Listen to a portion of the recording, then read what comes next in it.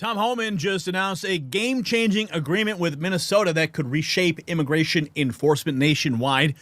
After 2 deaths during protests, the Border Czar struck a deal that has Democrats scrambling and enforcement operations moving forward stronger than ever.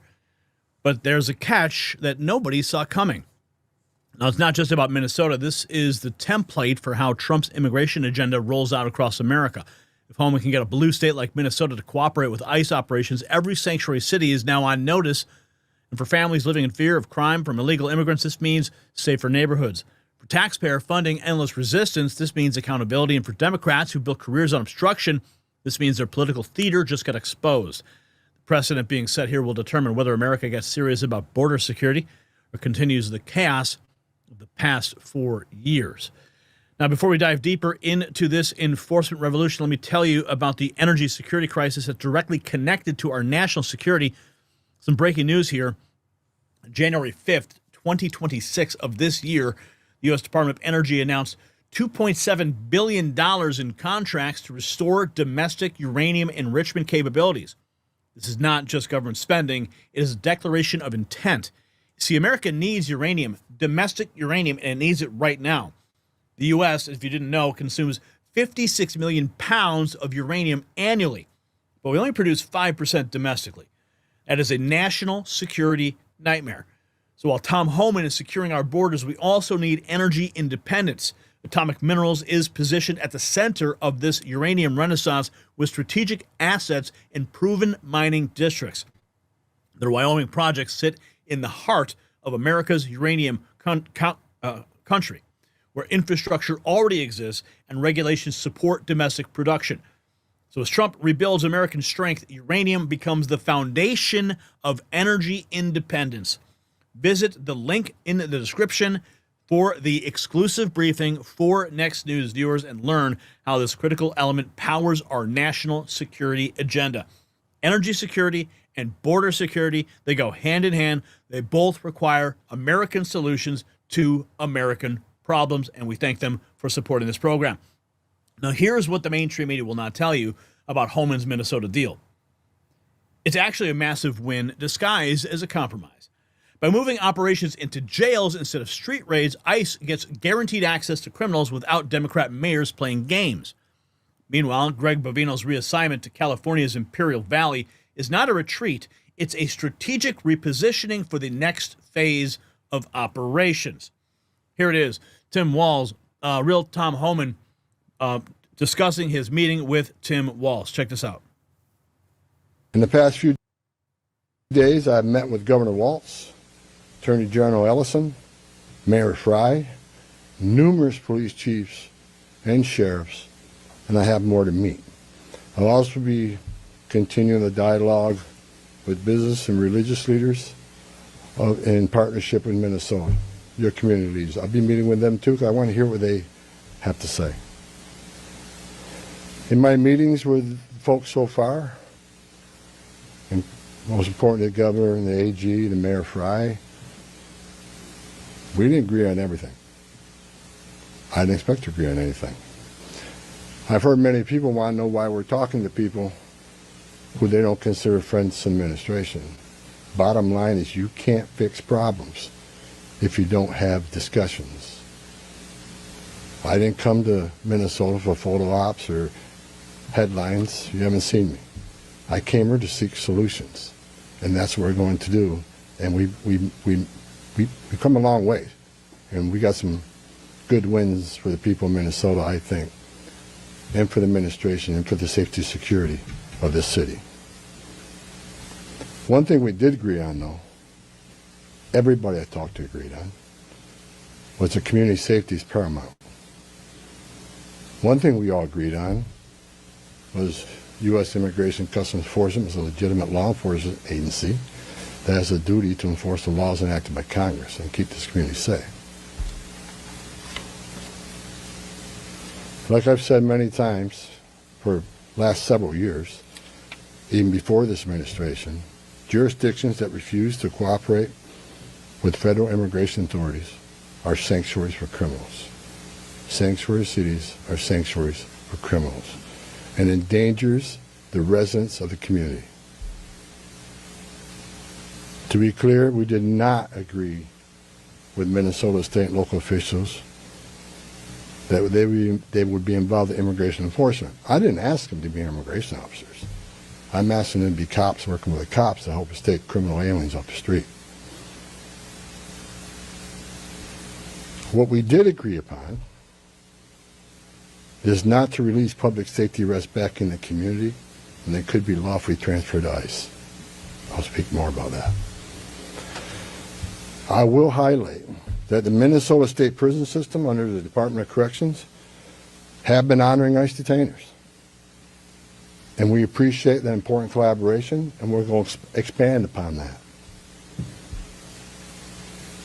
That decision has made Minnesota safer, not only for residents of Minnesota, but the men and women of law enforcement. Not just ICE, all law enforcement. Rather than arresting the same public safety threat, significant public safety threat over and over again, they agree to work with us to identify those people and remove them. He's really calm there, isn't he? Well, the opening statement sets up Homan's diplomatic tone. Watch how it pivots to defending his enforcement mission when he's pressed. Meetings with Governor Walz, AG Ellison, and Mayor Frey, as well as state and local law enforcement. Again, I appreciate they all acknowledge that we do have federal immigration laws in this country that have been passed by Congress, and that ICE is in fact a legitimate law enforcement agency charged with enforcing those laws. We're not making this up, folks. ICE is enforcing laws enacted by Congress. They're a federal statute. That said, I'm not here because the federal government has carried this mission out perfectly. First thing I said to senior staff when I walked in here is what I told you earlier. I didn't come here looking for photo ops or headlines. I come here looking for solutions. I do not want to hear that everything that's been done here has been perfect. Nothing's ever perfect. Anything can be improved on.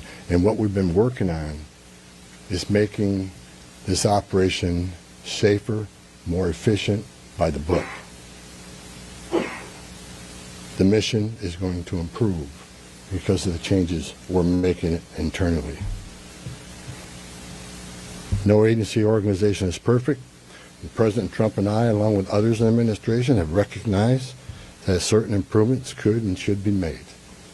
That's exactly what I'm doing here.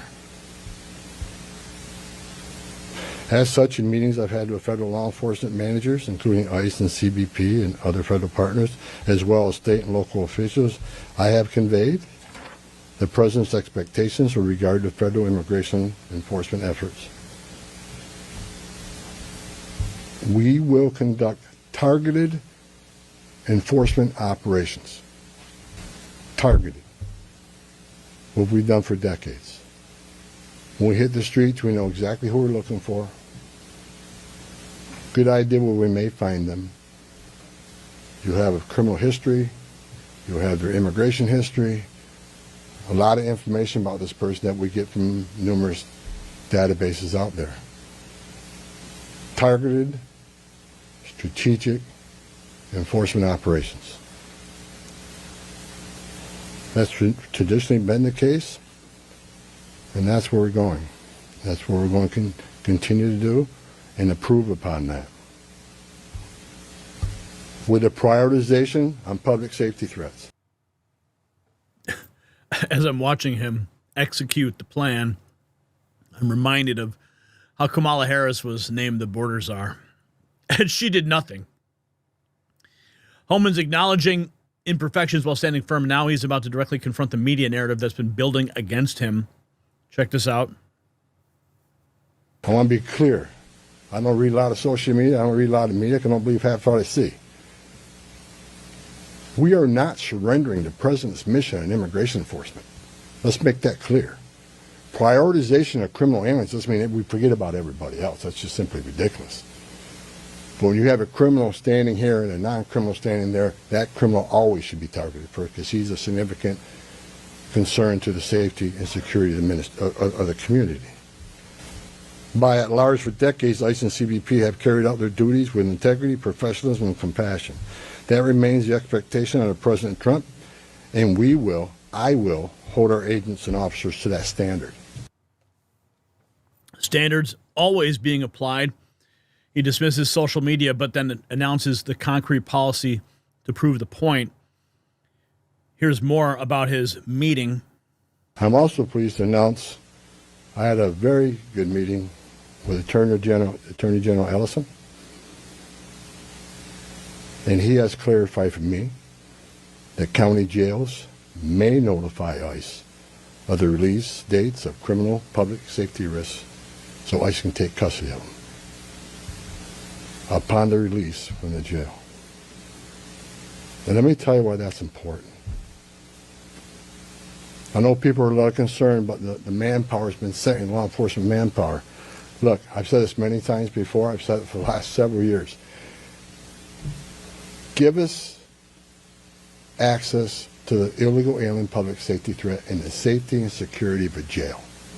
It's common sense. It's safer for the community, it's safer for the agent, and it's safer for the alien. Because anything can happen on a street arrest. It just makes common sense.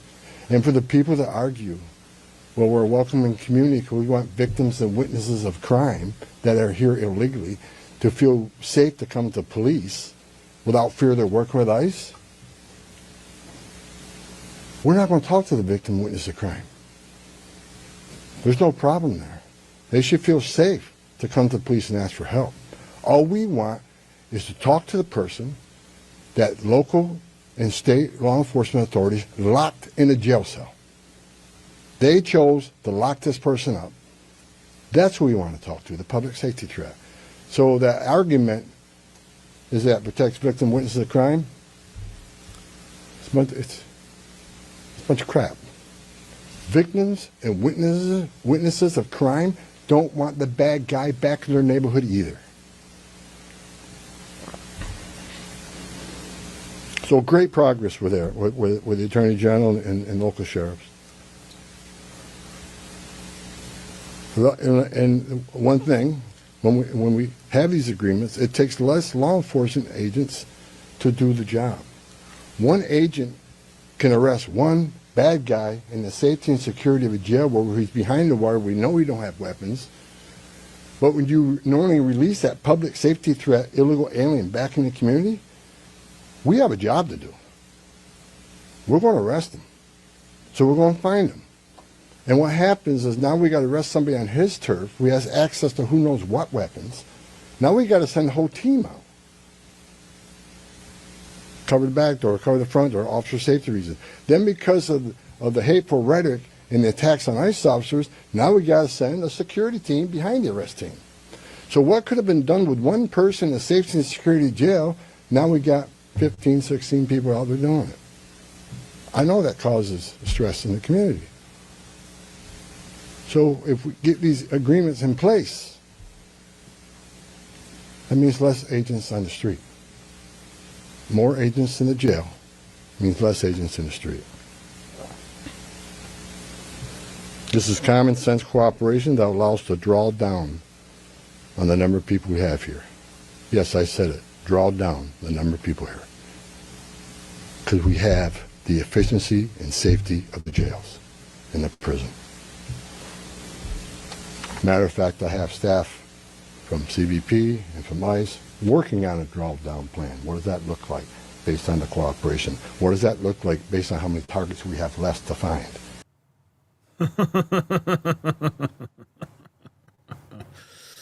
The jail access announcement was huge because he's delivering results, but now he's shifting to defending his agents personally. The agitators, that said, I want to reiterate and make very clear.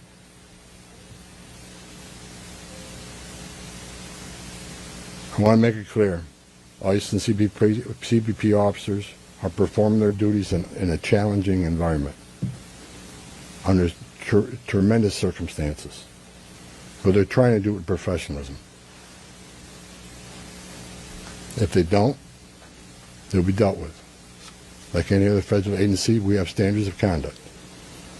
They are sworn law enforcement officers working tirelessly to enforce our country's border security and immigration laws, protecting the interests of our country and preventing dangerous people from walking the streets of this nation when they're not supposed to be here to begin with. Men and women of ICE, I was a Border Patrol agent. I was an ICE agent. I was the first ICE director that came up through the ranks. I spent over 40 years doing this. These men and women that carry that badge and gun are American patriots. They put themselves on the line for this nation every day. But I want you to remember, they don't hang their badge, they don't hang their heart on a hook every day they come to work. They're mothers and fathers too. They're sons and daughters too. And if they've seen a fraction of the tragedies I've seen in my career, they take a lot of damage home to every day. The things they've seen, especially on the border with Border Patrol agents.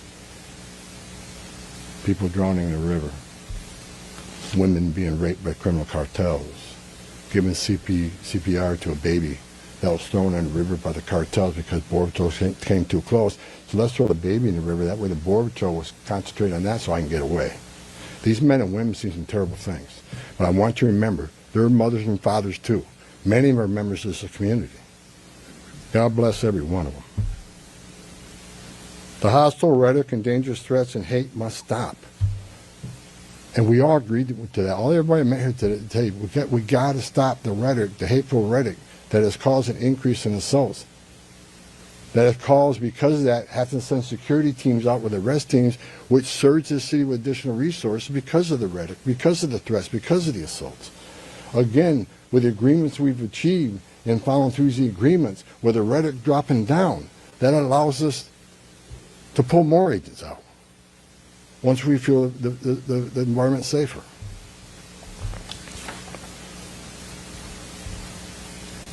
I begged for the last 2 months on TV for the rhetoric to stop. I said in March, if the rhetoric didn't stop, there's going to be bloodshed. And there has been. I wish I wasn't right. I don't want to see anybody die. Not officers, not members of the community, and not the targets of our operations. For the people out there that don't like what ICE is doing, if you want certain laws reformed, then take it up with Congress. Again, ICE is making this up. They're enforcing laws enacted by Congress and signed by the President. The same laws have been on the books for the last 6 presidents I worked for. I started with President Reagan and ending with President Trump. Every administration, we enforce the same laws. If you don't like what ICE is doing, instead of protesting this building, go protest Congress. Tell me what changes. Protest Congress. It's getting emotional about the agents. The personal defense is building towards the broader claims about border security success. Here's more.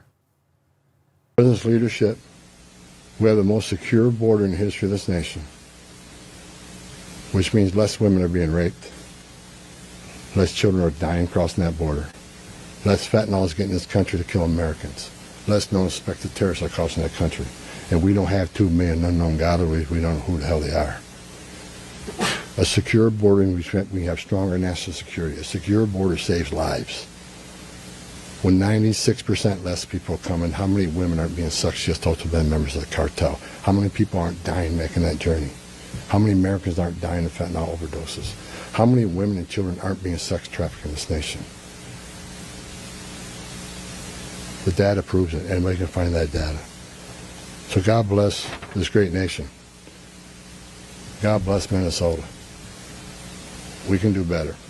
And I think your local and state leaders meeting with me, we made some significant gains, significant coordination and cooperation, and you're going to see some massive changes occurring here in this city. Big changes coming right now. Tom Homan on the ground painting a picture of victimized ICE agents to justify tougher enforcement. And now he's about to lay exactly who is getting targeted. Please be specific about how many ICE and how many Border Patrol agents are currently operating in the state.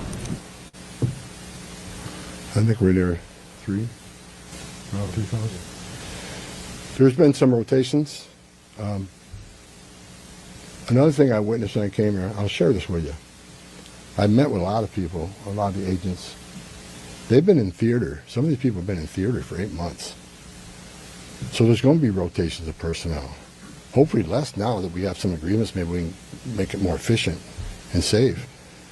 But they've been in theater a long time, and so there's rotations happen all the time to get people out here and go home, get some rest, and see their families.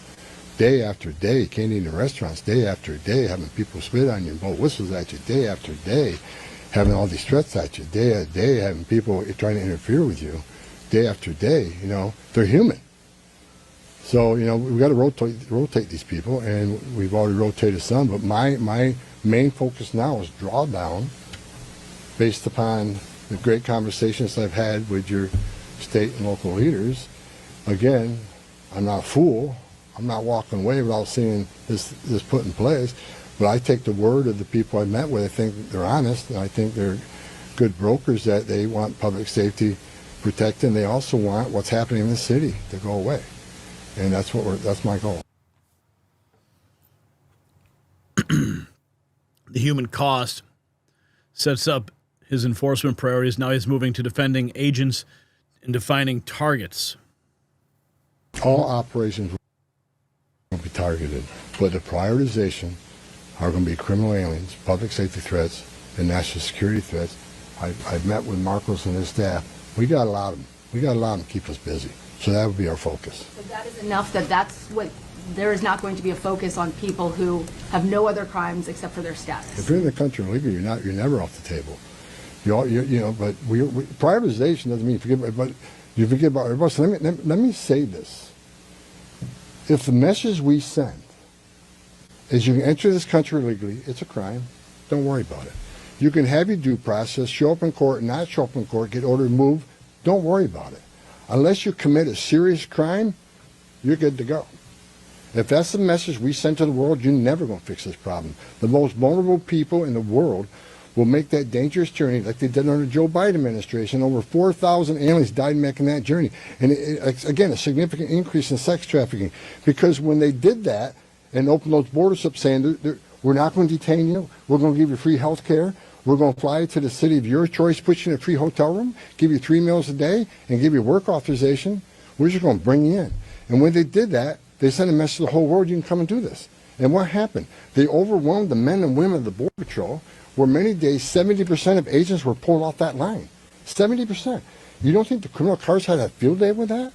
They created gaps for the cartels do their activity. And that's why you've seen the rise in fentanyl overdose. That's why you saw the rise in sex trafficking. The 2 million plus known gotaways, why did they pay more to get away? Why didn't they pay less? Turn yourself in, get released within 24 hours. You get a free airline ticket to the city of your choice. We're going to give you a free hotel room, and we'll give you free food and free medical care. And you're going to get work authorization in 6 months. Why did 2 million people choose to pay more not to take advantage of that giveaway program?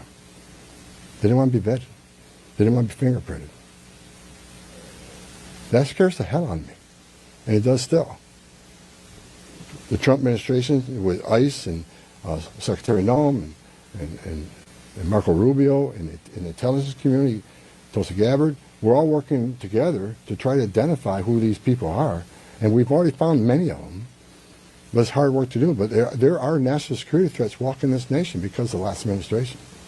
And they are one of our main priorities, too. Oh, my goodness. What a point. He goes from an enforcement talk to showing a softer side about safety, but external reports suggest bigger strategic shifts. Isn't it? One of the words he said to me when I came up here, he said he didn't want to see anybody die. The less interference, the less rhetoric, the less, I have buried Border Patrol agents and I buried ICE agents throughout my career, and the saddest thing I've ever done is hold hand a folded flag to a wife or a child. I don't want to see anybody die, even the people we're looking for. I don't want to see anybody die. And despite what people think of Tom Homan, I say a prayer every night that everybody goes home safe. This isn't good. But I think my conversations the last 2.5 days are leading us to a safer community, letting ICE officers operate in the safety and security of a jail more than on the street. I think anybody here with common sense would say it's safer to arrest a public safety threat in the safety and security of a jail. And let me tell you, what is that going to result in? Less collateral arrests. When we go find that bad guy, when we find that bad guy, many times it's with others. Well, guess what? They're in the country illegally. We're going to enforce immigration law. They're coming too. You want less collateral arrest? Let us in the jail. But we're going to enforce immigration law. For the people to say we're here to surrender our authority and the mission of enforcing immigration law, you are wrong. We're going to do target enforcement operations, and we're going to prioritize the public safety threats and national security threats. That is what we're here to do. Tom Homan, such calm demeanor in the face of all this opposition. Personal moment about agent death contrasts sharply with reports that protesters died, creating tension at the meeting. After Minnesota protesters' deaths, Tom Homan reshapes Trump's plan as Greg Bovino returns to California El Centro, putting Imperial Valley in focus. Protesters' death reference includes the real controversy that's forcing Homan to negotiate rather than just enforce. Center for Renewing America writes, to throw stalkers and obstructionist agitators in the middle of law enforcement operations is a recipe for disaster. I think Tom Homan can bring an end to those disasters. Well, first of all, you all know Tom Homan well. He is a very tough character, and here he presented on a very level, almost soft for Tom Homan, but steady and firm basis for over 30 minutes, the president's position, and laid out some of the conversations he's had. And I agree with him 100%. There are people out there on the right, many of them my friends, who say, oh, why are you even talking to these people? But Tom Homan laid it out correctly.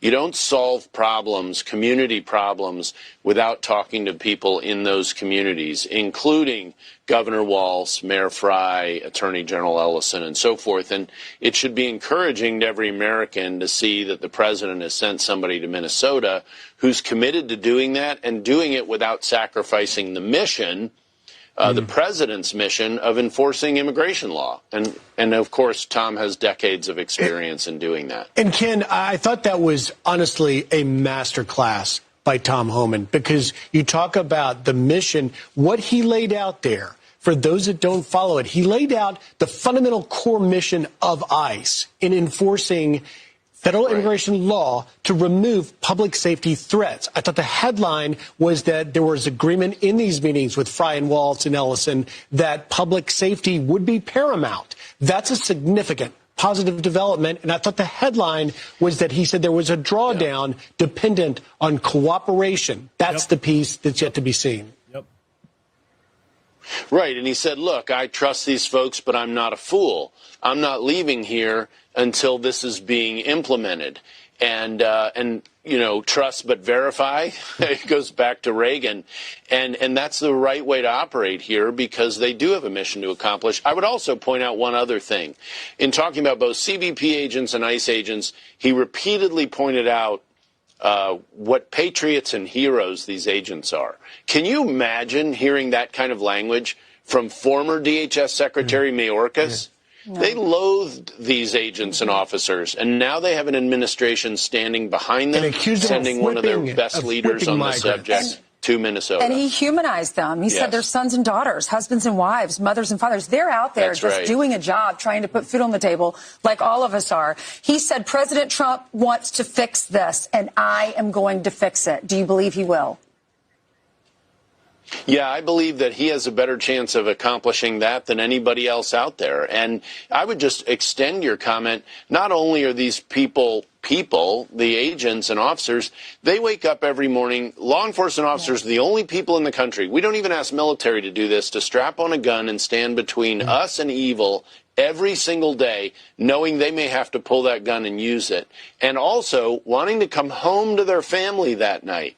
That's a high stress job requirement that they're walking into to throw stalkers and obstructionist agitators in the middle of law enforcement operations is a recipe for disaster. We've seen those disasters unfold, and I think Tom Homan can bring an end to those disasters. Ken, thank you so much for coming on with us. Really appreciate it.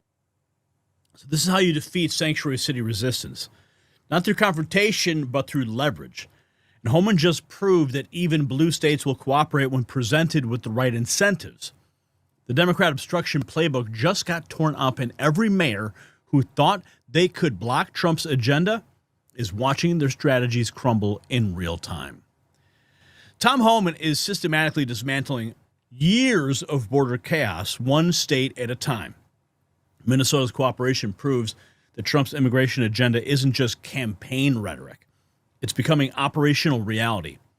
When faced with actual consequences, even the most resistant states choose cooperation over confrontation. You see, this is what winning looks like. And it's only just the beginning.